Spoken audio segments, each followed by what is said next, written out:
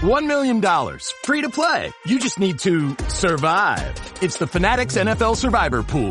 Pick one team to win each week. Get it right, move on. Get it wrong, you're out. The last fan standing take home a guaranteed $1 million cash prize. And for every player who joins, we add $1 to the pot, up to $10 million. The Fanatics NFL Survivor Pool. Play free on the Fanatics app. App access open to all. Must be 21 plus and joined by 9/8 to play. No purchase necessary. U.S. only. Void where prohibited. Subject to complete terms. See fanatics.com/game rules.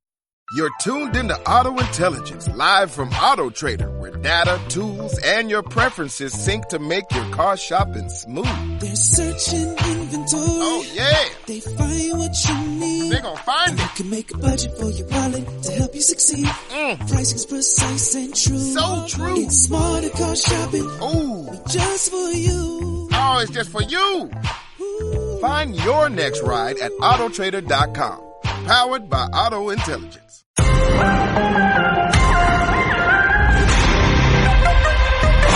It's the Joe Concha Tunnel to Towers Foundation Sunday morning show. Now, here's Joe Concha.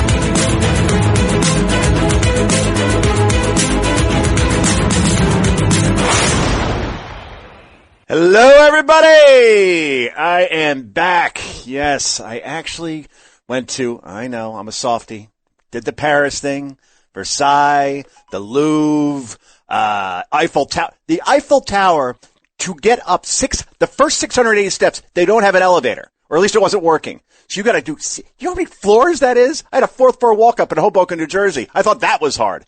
680 steps. So my legs are like Saquon Barkley at this point, like tree trunks. Feels good. So we did Paris, took a train to Amsterdam, and then took a cruise up to Norway. Norway, of all places. And I gotta tell you, you gotta go. I mean, that place is insanely beautiful. I get it's socialist. I get it's like totally left. Fine, I'm there for a week. I'm not gonna feel it. But man, you go onto my Twitter feed at Joe Concha TV, you'll see the pictures, and that is one of the most beautiful countries I've ever seen. Okay, I got it out of the way. Just wanted to share that I was away for a week, and now I am back, and we're going to have some great guests today. We got Colonel Alan West, who was on the cruise with me. Now, I'm happily married. We weren't there like as a love boat or anything, but it's actually a working cruise for the Media Research Center, where all these people like come on, and you have dinner with them every night, and then you do these panel discussions and all these hot topics. So it was kind of a working trip. I mean, I'm talking about stuff that I normally talk about, so I don't consider it work. I don't really consider this work. But nonetheless, they give you a cruise for free if you go on for a week, and then all these people come on and you hang out with them. So yeah, I'll take it. Not a problem. And the family had a good time, and it's always good. I told my kids, you gotta understand, I never left the country until I went on spring break. I can't even count this. Cancun, 93. Met a girl named Muffy. Who knew Muffy still existed? But anyway, that was a long time ago, well before the current and always wife. And we had a great time, by the way, in Europe as well. She loved it more than me, I think. But overall, yeah. So I went to Mexico, but I was 20 something years old by the first time I went. And I told my kids, you've already been to Croatia, Italy, France, Brussels, Amsterdam, Netherlands, Norway, Mexico, Aruba. You're lucky kids, all right? Very lucky kids. I try to take these work things and then turn them into vacations. It's a wonderful thing. All right, I'm done with the whole vacations thing. Let's talk about the news. And the big one today is that I love the fact that Trump just bombed Tren Rock. Like took their SS Minnow like off the coast of Venezuela and blew it to smithereens. And I get there's some people out there, and mostly liberals, saying, well, they deserve due process and they deserve a trial and we should have arrested them, then brought them here, and they deserved no. There are hundreds of thousands of people who died during the Biden administration because of all the fentanyl that came into this country. That's just fentanyl. We're not even talking about all the other drugs that come through the southern border, whether it's Tren de Aragua, whether it's all these drug cartels. Trump has said, and he is right, Pete Hegseth, the defense secretary, Tom Homan, the border czar, who we're going to hear from in a second, that these are terrorists, and these are domestic terrorists, basically killing more people in this country than any war has. In our lifetimes, if you want to go all the way back to World War II, probably even more than that, if you were to add up all the numbers over the last, say, 10 years. So I get due process, but if the Trump administration is absolutely sure that that's happening, and here's a stat that you got to hear for everybody on the left who's all angry that Trump is bombing drug cartels. Well, Barack Obama, he authorized and carried out 542 drone strikes. He killed an estimated 4,000 people, including hundreds of civilians. And then he told senior aides in 2011, and here's the quote, Turns out I'm really good at killing people. Didn't know that was going to be a strong suit of mine. So he was bragging about it. Imagine if Trump ever said that. It's a joke. Anyway, let's hear from Tom Homan real quick. He was on with Jake Tapper this morning on the Cringe News Network. That is CNN. Here's cut 3. Go. What gives the president the authority to conduct a strike like this? A mistake is made, and you know, people in that boat were not that boat, but a future boat were not drug dealers. Well, look, you know, what gives the authority? That's a question for the Department of Justice or DOD or, you know, certainly Department of Defense. But what can I tell you from 40 years of doing this job?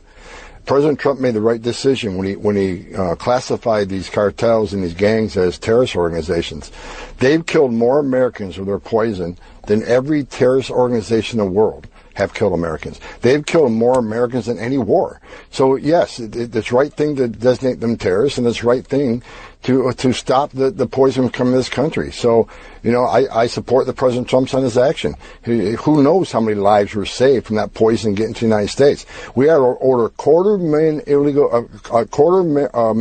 Americans under the Biden administration died from fentanyl coming across the open border. President Trump's trying to save lives. A secure border does that. And I'm glad to see us playing the away game. We play the home game too much. Let's stop it before it even gets to our border. And that's going to save thousands of American lives. So I support the decision of President Trump. And that's my personal opinion.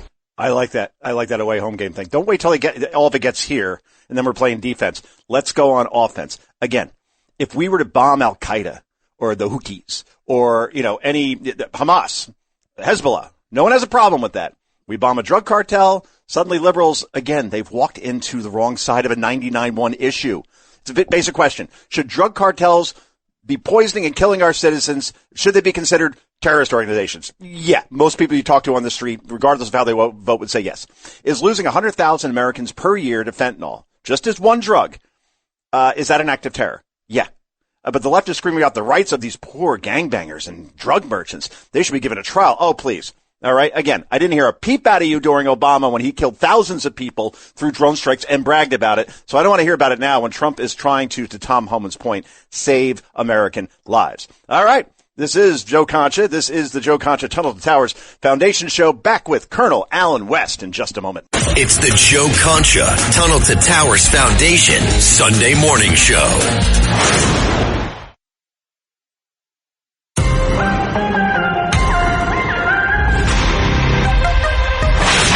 It's the Joe Concha Tunnel to Towers Foundation Sunday Morning Show. Now, here's Joe Concha.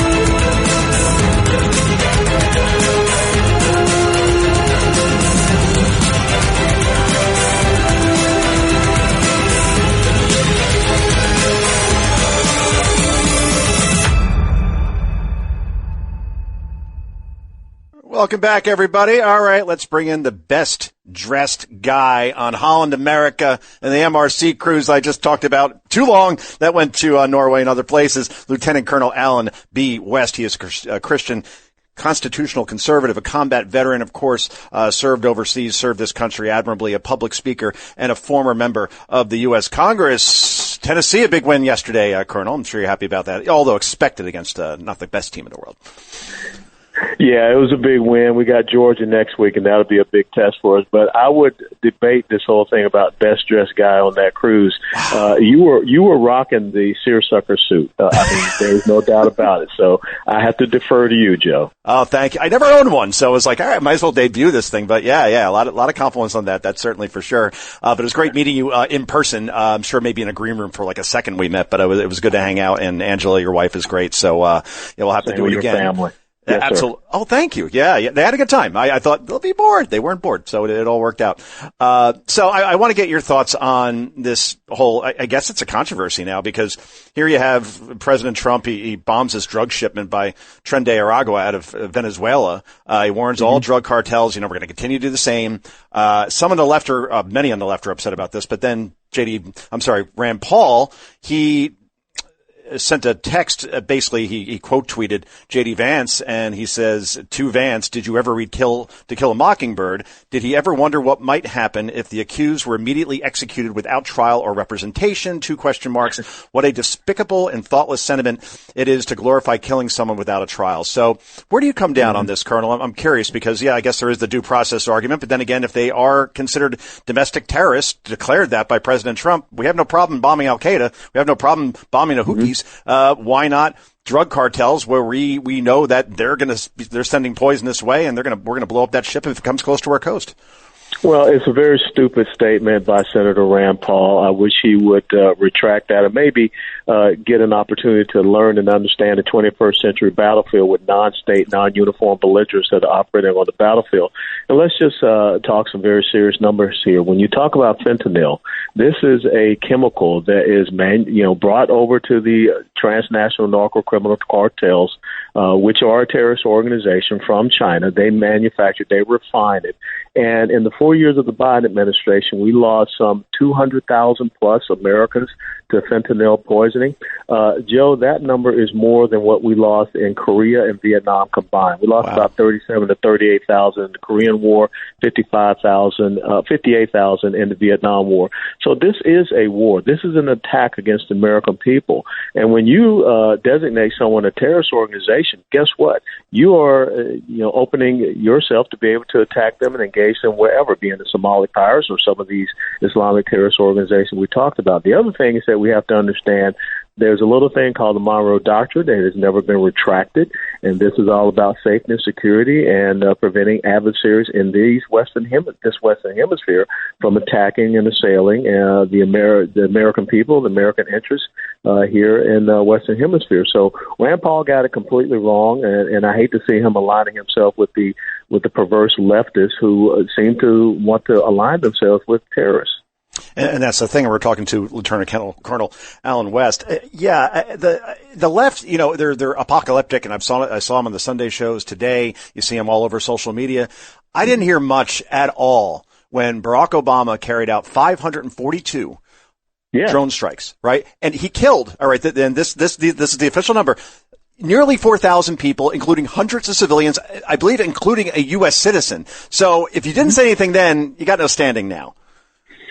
Yeah, you're absolutely right. And that U.S. citizen was a member of a terrorist organization. He was there as part of Al-Qaeda, and I believe he was over in Yemen at the time. Yeah. But Barack Obama, who was directing drone strikes, much the same as Lyndon Johnson was directing bombing strikes during the Vietnam War, at least President Trump is coordinating with his own Department of Defense in order to do these type of things. But again, Tren de Aragua has been designated a terrorist organization. Nicolas Maduro is the head of a terrorist, base there in Venezuela, and they have infiltrated these people into our country across a very open border. So, yes, we have a security issue that we have to contend with.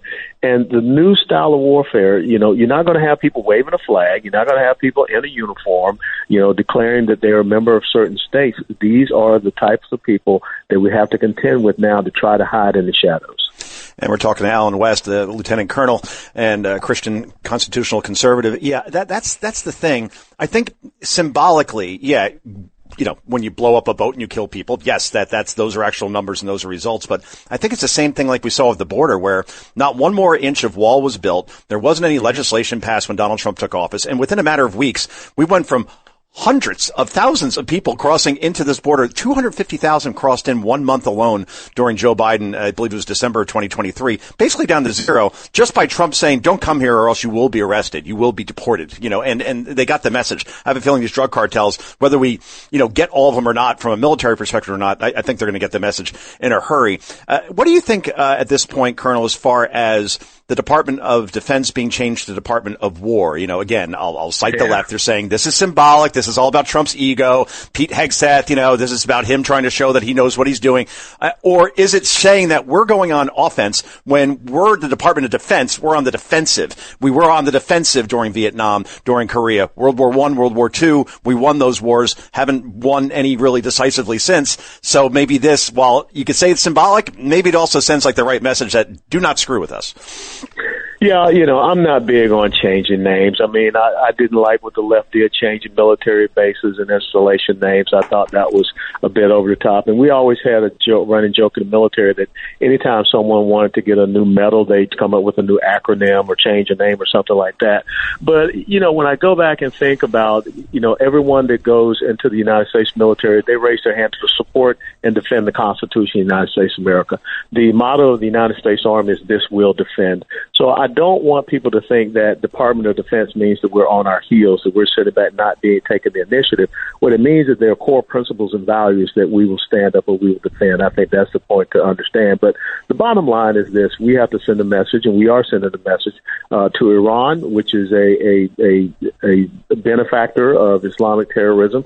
They are a nation state, but we let them know you will not have this nuclear capability capacity. And now we're sending a message to the narco-criminal terrorist organizations that are operating out of Venezuela and all throughout Latin America. So I think that we are on the offense. We are taking initiative. Recruitment is up because everyone wants to be a part of a winning team. They don't want to be in a military where someone is checking their watch at the ramp ceremony for 13, brave Americans that he caused to die. So I think that we have a change in the psyche and the mentality. If they want to change it back to the War Department, all fine and well. All I care about is the results.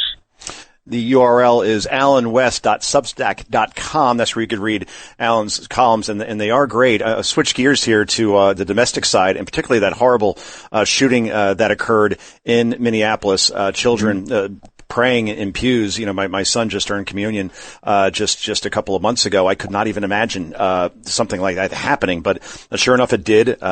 Basically, this sick person who transgender, called himself a demon, used a poster of Jesus Christ to take target practice, and they just started firing on these poor kids. 2 were killed. Could have been a lot worse.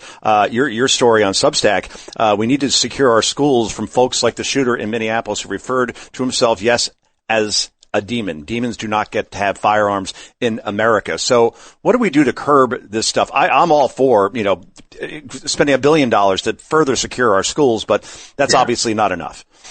Well, I will tell you that without a doubt, when you look at some of these former military members, where you have these high school junior ROTC programs, they should be able to also be security, first-line security in these schools. But I think the big question we have to look at is this whole thing about gender dysphoria is a mental condition.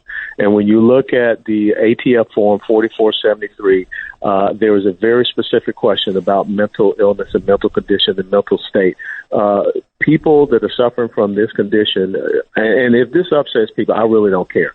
They should not be in the possession of firearms. We have seen this over and over again. Let's not forget what happened at the Christian school in Nashville. The exact same thing. And I think people are starting to come back and look at many of these other instances where this has happened because they get on a lot of these drugs and medications and things of this nature that are, causing them to be unstable. So I think it's important that we adhere to the law of the 4473 and we make that apply to all people and stop getting behind this sick, insidious ideology of the left.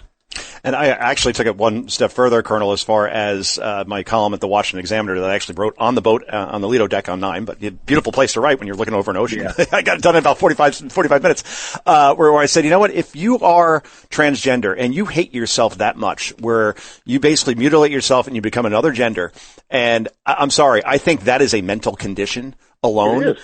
Yeah. So when you fill out an application, you say, I'm a transgender, was a guy, now I'm a girl, or vice versa. Sorry, you don't get a gun. I think that should be the end of it, right? But it is. But see, Joe, what you just said is in the law. It's on that form when you go to purchase a firearm. Yes, that's what I'm saying. You can pull it up. Pull up 4473. I think it's 4473. I think it's question 24F. Where it asks specifically about your mental state and your mental condition. So if you are suffering from this condition where you are struggling with whether or not you have a choo-choo train or a tunnel down in your pants, I don't think you should be having a firearm. And I couldn't agree with you more, and I just pulled it up right now. It's 4473. You just put that on and gun in Google, and you get the whole form, and you can read everything that's asked. And this is an education for me, that's certainly for sure. The music means we got to go, Lieutenant Colonel, but I really appreciate you joining us. It was great meeting you. Let's do this again. You were excellent. Absolutely. My pleasure. All right. God bless. Alan West, everybody. All right, this is the Joe Concha Tunnel to Towers Foundation Sunday morning show. Back with more in a moment. It's the Joe Concha Tunnel to Towers Foundation Sunday morning show.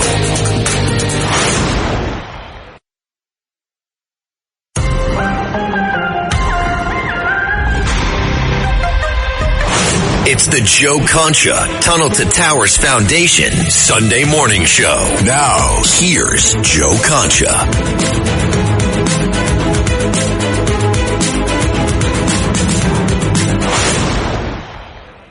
And welcome back, everybody. Fall is, it's not officially here. We still got 2 more weeks of summer, but let's face it, the NFL is back today in full force as far as a full Sunday slate. A lot of great matchups for week 1.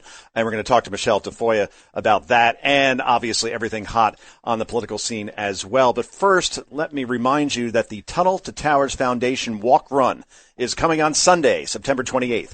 All of us here at Red Apple Audio Networks are encouraging our listeners to donate to our team. Please go to redappleaudionetworks.com/walk to donate. Please help us raise the most money for the amazing Tunnel to Towers Foundation Walk Run. Let's never forget America's heroes and what they do for us. Let's raise some money, please, for our veterans, please, for our first responders and 9/11 victims. That's redappleaudionetworks.com/walk. Remember, every dollar counts. Okay, Michelle Tafoya has been waiting patiently on our hotline. She is the host of the Michelle Tafoya podcast. I have joined. It is awesome. She has only won, 4 Emmy Awards at NBC Sports and other places. More at michelletafoya.com/links. Michelle, how are you?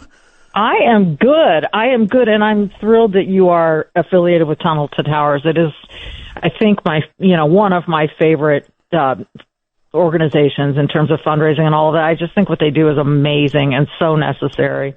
Oh, I agree. And the thing is that the foundation, you know that the money is going where it should, you know. Yeah. Frank Steller, who runs it, who I've met many times, has been on Fox many times. You just get more and more celebrities to do these ads. Like there's Mark Wahlberg and there's Andy Pettit, and it's just amazing. And they just keep getting bigger, and that's only good for all these veterans, and particularly these smart homes that they build for if you're in a wheelchair, you're disabled, you could get around easily, and you don't have to reach up to a cabinet or anything, and everything pulls out. I could go on because I was in one of them recently, but it is great work, and I'm so glad that they are the primary sponsor of this great show on Red Apple Audio Networks, WABC in New York.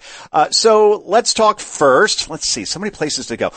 The most viral video while we were on our lovely cruise in Norway was apparently a woman who is now called Philly's Karen, and basically, I couldn't tell if it was a home run or a foul ball. I'm pretty sure it was a foul ball. And the ball's kind of in this area where not every seat is filled.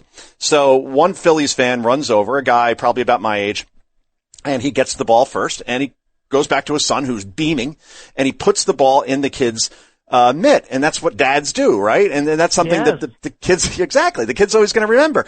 Well, this woman who kind of looks like this cross of Jim Acosta meets Rosie O'Donnell, suddenly comes running over and, physically touches him. It gets in the guy's face and is screaming at the guy saying that it was her ball, who she apparently has never been to a ball game before because it's whoever gets to the ball first, right? And it was in his, what I thought, yeah. Yeah, you could see clearly on the video. And that's why I'm describing it as detailed as I can because we don't have video on this show. And then from there, the guy was just so fed up. I think I would have done the same thing. People, I see on X on Twitter saying, you never should have backed down. At some point, you're like, you know what? Take the damn ball. All right. If you're a 50-something-year-old woman and, you want to take the ball from this 11-year-old kid, go right ahead. And now I've read that she's been fired from her job, but I don't know if that's accurate. It's a social media thing. But where do you come down on this? Because on one hand, Michelle, it was horrible what she did, but I don't know if we have to dox the person, figure out where they work, what their name is. I think there's a line, and I think that's where my line is. Mock her on Twitter, but we don't need to know who she is and where she works. She shouldn't have to lose a job over this, being as horrible as she is. I agree. It was really, the way she acted was horrible. I know there was she waved the bird at the fans. She took the ball. Look, when you get to the ball first, it's your ball. I don't care where it drops. So I'm with you. It should have belonged to the dad. The kid came out great in the end because he got recognized by the team, ended up getting an autographed bat and the whole bit. Yeah. But she shouldn't have her life ruined. She's embarrassed enough as it is, I hope, by everything and how viral it's gone. getting fired from your job, that's a little over the top. I think maybe, a good talking to would take care of it. But it is weird how people came down on two sides of this. As the dad, you need to stand up for your kid. You should have never let her get in your face. Sorry, my dog is very upset at a commercial right now. But mine's right here too. On the other side, how far are you? It's a baseball, and this woman's in your face, and she's like breathing in your space. I don't know how you just get rid of her otherwise. It was just a really ugly situation. There's been a lot of that, right? We had the hat at the U.S. Open, and people just taking stuff. It's really been a weird start to the fall. Do you think that, and we're talking to Michelle Tafoya, that social media has made us less social? In other words, that we're so locked into our phone, not we, me and you, but so many people, when they actually get out and around other people, they still think they're on X, where they could just yell at people with, and not realize that this is not how you treat people. Like when I was in Amsterdam before we went to Norway, I was I know I sound so pretentious when I say this, but I swear to God, people, I don't go in these things very often, but the hotel had a nice sauna. So I'm like, all right, let me get a good sweat, some nice beads. And I go down there and I'm leaving, the sauna, and I shut the door, but apparently didn't shut all the way. I thought like it would kind of like close behind me. This guy comes out, screams in my face. He's like, "You're stupid." I think he was Turkish. He's like, "You're stupid. How do you not shut the door? That is so rude." Like yelling in my face. I'm like, dude, it's a sauna. Like, what do you want me to do? Right? Yeah. So I said, all right, let me go get you a towel. I'm sorry that you got a little cold here. Let me shut this for you. He didn't get the sarcasm. He's like, yes, good. But I was so taken aback by that. I'm like, we've lost our civility, it feels like. We have lost our civility, and I really would love to see it come back. Sometimes I love watching period pieces on television or in film because everyone's so civil and lovely. Now, there's a lot of backstabbing behind the scenes, but in public, people treat each other properly, and we just don't do that enough. So I'm trying to do my part and to just be really nice to people, and leave it at that. But yeah, we're in a weird place right now, and I really hope we shake the dust off of this thing and try to find ourselves back in real life and treating people kindly. Yes, it's not hard, and it's not hard. Open a door for somebody. If you're on like a subway or a train, I do it every time. I'm not being braggadocious, but if there is a woman that is standing, you offer the seat. And I'm shocked. I'll see a bunch of guys around me who just act like they don't even see her, but they do. They just don't want to do it, And so, by the way, that's a global phenomenon. I've seen that on trains all over the world where selfish youngsters don't get up for the pregnant woman or the older woman. It's like, what are you doing? Come on. So just, Yeah, you'll feel better about yourself. And speaking of being uncivil, let's talk about Ryan Clark for a moment now, just to give our fans a little education. So Ryan Clark played for, I believe, the Steelers, right? He was a defensive back. Yes. And he was on some good teams, but he wasn't the guy who carried them. This was not Deion Sanders, all right? He was part of a great system with a great coach. I'm not saying that he wasn't a good player, but at the same time, he seems to think that he's kind of like Hall of Fame material on ESPN because he keeps belittling his coworkers. It's quite remarkable. Yeah. So we're going to play cut 2 here, and just to give you guys some background. So a guy named Peter Schrager, who worked at Fox, and he was with the NFL Network, and he's a nice guy. Like you meet Peter, and you respect him because he works really hard. Now, Peter never played football. May have been like me and played in high school, but I don't know. He didn't play professionally. So anyway, he's giving like a perfectly reasonable analysis about the Eagles-Cowboys game that happened Thursday night as the opener. And Ryan Clark jumps in here and decides that, well, you really should have an opinion because you never played the game. This is cut 2. Go. We shouldn't do this on TV. And so I apologize if people think this is rude. That's the non-player. Oh, stop. Oh. Let me tell you why. I'm not looking at fantasy football. Ryan, I'm not. Don't belittle me like that.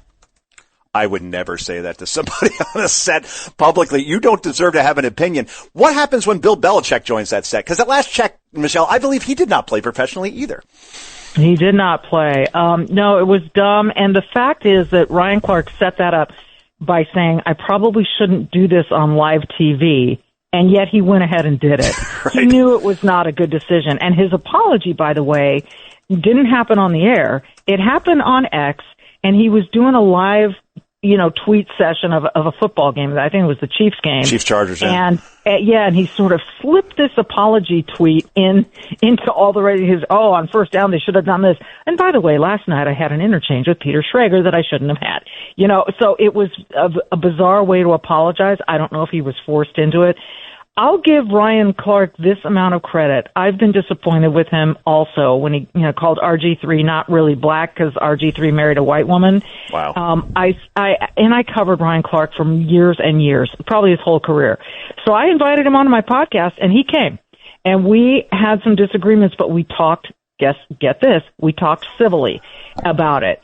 But this one is, again, it's kind of obnoxious, and it's downplaying that somebody who didn't play, it's like looking down on them as though they can't have an opinion or even an analysis. I mean, you can have an analysis of a play that, look, I covered football for 30 years.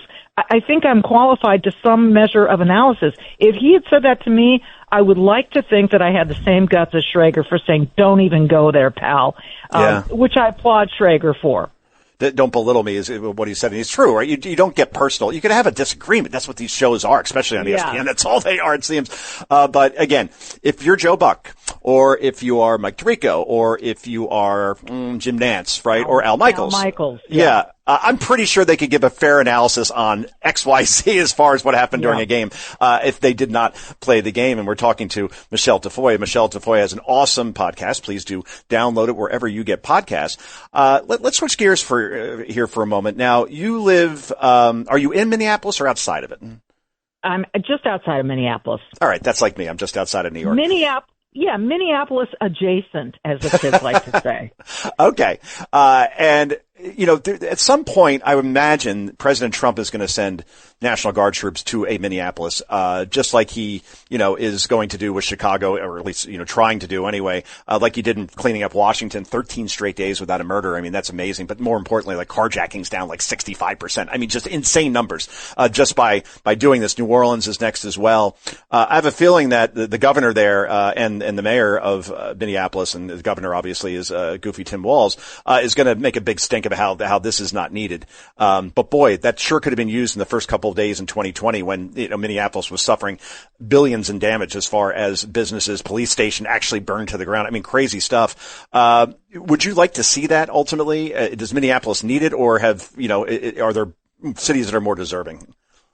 Well, I think almost every big city in America, you look at judges here in Minneapolis, we have really leftist judges who have let people off the hook that I can't even believe.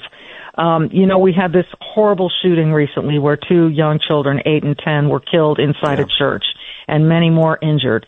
That dude was crazy, and mentally ill. I think, and everyone's going, more gun laws. Well, we have red flag laws in Minnesota. We have lots of gun laws in Minnesota. I don't know that bad guys are going to obey gun laws.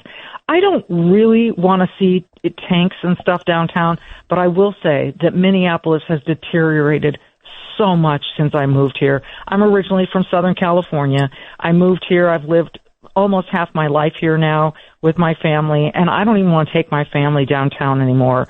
Wow. It's a shell of what it was, and that means going to Twins games, there's just a little bit more on edge. Going to Timberwolves games, you're a little bit more on edge. Vikings, all the rest, because there's so much crime downtown, and it's just unpleasant. And it used to be clean and beautiful and safe, and it isn't anymore. And yes, I think 2020, the George Floyd riots, led to a lot of that. So this is brutal. And what I wish is that we didn't have these crazy leftists running for mayor and winning mayor and city council members too. We have some nuts on the city council. I'm not exaggerating. These are the people who said, being able to call 911 is coming from a place of privilege. No, we pay taxes so that we can call 911. So it's all pretty insane, and Tim Walz as the governor isn't helping anything. So I don't really want to see the National Guard, but I would like to see some seriousness in the midst of everything. Yeah, I've read that Minneapolis has its own Zoran Mamdani running for mayor there. He might be actually somehow worse, which I didn't think was possible. But let me play for you here, cut two here, guys. This is Mamdani went on CNN with Abby Phillip, who is profoundly liberal, but I will give her credit. She actually did a decent job here. And she asked a question around, basically you've benefited from capitalism, and now you want to introduce socialism and you hate the system that you benefited from. Listen to his answer. This is cut two. Go. The United States, you have benefited from this country. This is what your critics say. But you don't support the system, the economic system that perhaps you benefited from. Is that right? I love this country, and I'm also a New Yorker who has loved this city. And one of the things that I love most about the city are its parks. So it's not like, hey, well, let's talk capitalism versus communism. And he's like, the parks are really nice. What the hell was that answer? And I'm a dodge. Again, it's astonishing. It's a dodge. I'm astonished. I have Jewish friends. I talk to a number of New Yorkers who are Jews who cannot believe that Jews are supporting this guy who is clearly an anti-Semite, who is, there are just not enough bad things you can say about Zoran Mamdani, but I guess he flashes those pearly whites and tells people your bus fare is going to be cheap, or, nothing. Buses are going to be free. Childcare is going to be free. We're going to give you. What people don't seem to understand is that nothing is free, because you will pay for it out of your taxes, folks. Your taxes will have to go through the roof to support all of these things, or you're going to end up living in a shell of New York City. It's going to be really sad. But it sounds like this guy's going to win. And again, it's astonishing. Yeah, Curtis Sliwa, Republican nominee, I think has every right to stay in because he's representing a party. He says he is not going to leave in any way, shape, or form. I agree with that. And didn't Eric Adams said the same thing, didn't he? That he's in it. Yeah, he's in it. Now, I think that's like the X factor. Like Adams is polling at like 11%. I mean, he's toxic. I hate to say it, but that's Eric Adams right now. There is no base for him. The only way this happens where Mamdani can be beaten is if it's a binary choice between Sliwa and Mamdani or Cuomo and Mamdani, and that's just not going to happen. So yeah, he's probably going to be the next mayor. So I guess that's bad news for New York, but I guess good news for people who write campaign ads for the Republican Party, because he's going to become the face of it, along with AOC and Elizabeth Warren, who still loves to fly private to this very day. But anyway, Michelle, they're telling us. And our very own Ilhan Omar here in Minneapolis, who now is worth some $30 million. Is she really? From what? That's the latest. Wow. Stake in a winery and a lobbying firm. Yeah, it's amazing.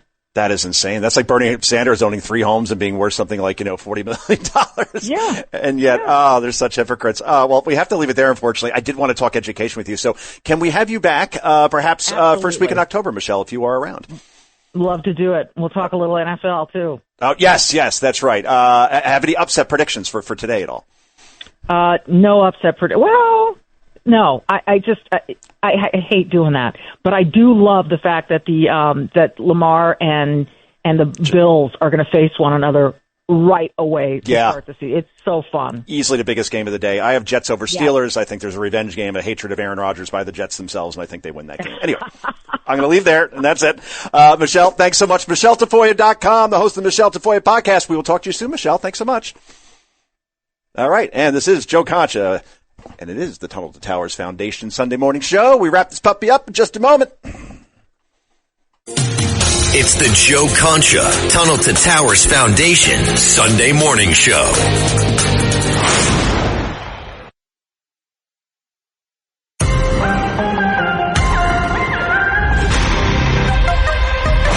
It's the Joe Concha Tunnel to Towers Foundation Sunday morning show. Now, here's Joe Concha.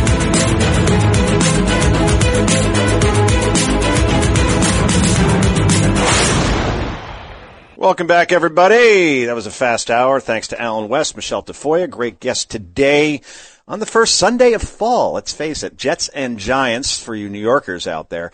They used to do this thing where you played the Giants would play at 1 or the Jets would play at 1 and the other team would play at 4. This way they didn't have two teams from the leading market in the country playing at the same time. That's gone away, and it has for some time. So if you want Giants and the Redskins, they're not the Commanders in my book, they'll always be called the Redskins. And Giants and Steelers, Aaron Rodgers returns to the Meadowlands. That'll be quite interesting. And as I told Michelle before, Tafoya, Jets win this game. All right. So I'm just saying, let's mark it down. I think that Rodgers is not the player he used to be. I think the Jets resented him basically for eating up 2 years of their time. I know he got injured. It's an Achilles. I get it. But I don't know. I just see this as a revenge game for the Jets defense. And I could see Rodgers' first game, new offense, 40-something years old. I think Jets win. I think they win quite easily. Anyway, it's going to be fun also. U.S. Open final today. You have the two best players in the sport right now, Alcaraz and Sinner. And, that's number 1 versus number 2 as far as seeding. That begins today at 2 p.m. President Trump will be in attendance. Again, the guy is so smart when it comes to this stuff. Go to the Super Bowl. Go to the Daytona 500. Go to all these sporting events. It's a huge audience, and you're going to get usually a great response. Now, this is a test because New York, especially the elites that go to the U.S. Open, insufferable people, basically. If they start booing him, I mean, that makes Trump look better, right? And, Alec Baldwin goes to this thing, Stephen Colbert. I'll be curious to see what kind of reception he gets. But either way, do tune in. The drama will be great on the court and off. Well, guys, again, thanks for joining. We're back next Sunday at 11 a.m. on Run, Apple, and Audio Networks. I'll see you when I see you. Bye-bye. It's the Joe Concha Tunnel to Towers Foundation Sunday Morning Show.